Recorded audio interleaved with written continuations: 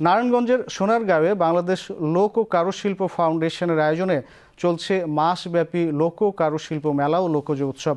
প্রতি বছরের মতো এবারও মেলার হাতে তৈরি বাহারি নানা রঙের আকর্ষণীয় পণ্যের পসরা সাজিয়ে বসেছেন চারু কারুশিল্পীরা। মাসব্যাপী এই মেলা এবছর 2 লক্ষাধিক পর্যটক ও দর্শনার্থীর সমাগমের আশা করছেন আয়োজকরা। মোহাম্মদ শাহজাদের তথ্যচিত্রে সোমনাথ স্মৃতির প্রতিবেদন।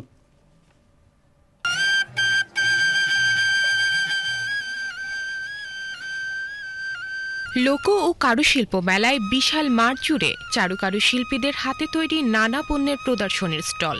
মেলার বিভিন্ন স্টলে শোভা পাচ্ছে বাঁশ, বেত, কাঠ, মাটি, তামা, কাঁসা ও পিতলের তৈরি বিভিন্ন সামগ্রী। এর মধ্যে উল্লেখযোগ্য পণ্য নকশিকাঁথা, জামদানি, শীতলপাটি ও শতরঞ্জি।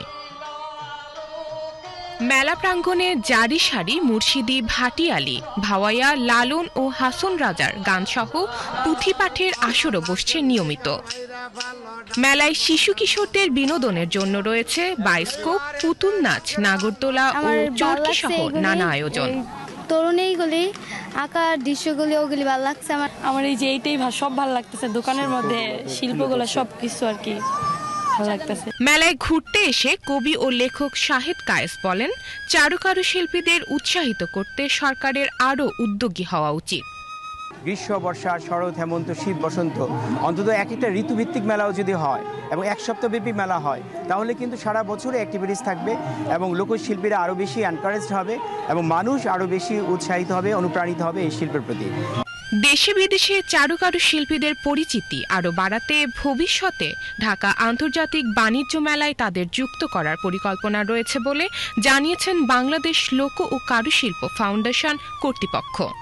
আমরা অবশ্যই চেষ্টা করব ভবিষ্যতে ঢাকায় বা দেশের বাহিরে যাতে এটা আন্তর্জাতিক রূপ লাভ করে এবং জাতীয় পর্যায়ে তো এখন আছি। এই মেলাটি কিন্তু একটি জাতীয় পর্যায়ের মেলা। লোকজ উৎসব বাংলাদেশ একমাত্র বাংলাদেশ লোক কারুশিল্প ফাউন্ডেশনে উদযাপন করছে। সো এটি একটি জাতীয় মেলা, সংস্কৃতি বিষয়ক মন্ত্রণালয়ের আওতাধীন আমাদের প্রতিষ্ঠান এটা করে থাকে। আমরা আন্তর্জাতিকভাবেও এটাকে প্রচার এবং প্রসারের ব্যবস্থা খুব শিগগিরই নিচ্ছি। এই লক্ষ্যে আমরা প্রতিনিয়ত কাজ করে যাচ্ছি। দৃষ্টিনন্দন ঐতিহাসিক বড় সর্দার বাড়িটি দেশি বিদেশি পর্যটক ও দর্শনার্থীদের জন্য বিশেষ আকর্ষণ। দর্শনার্থীদের নিরাপত্তায় সিসি ক্যামেরায় সার্বক্ষণিক পর্যবেক্ষণের পাশাপাশি পর্যাপ্ত আইন শৃঙ্খলা বাহিনীর সদস্য নিয়োজিত রয়েছে। প্রতি বছরের মতো এবারও প্রতিদিন সকাল 10টা থেকে রাত 8টা পর্যন্ত চলছে মেলা।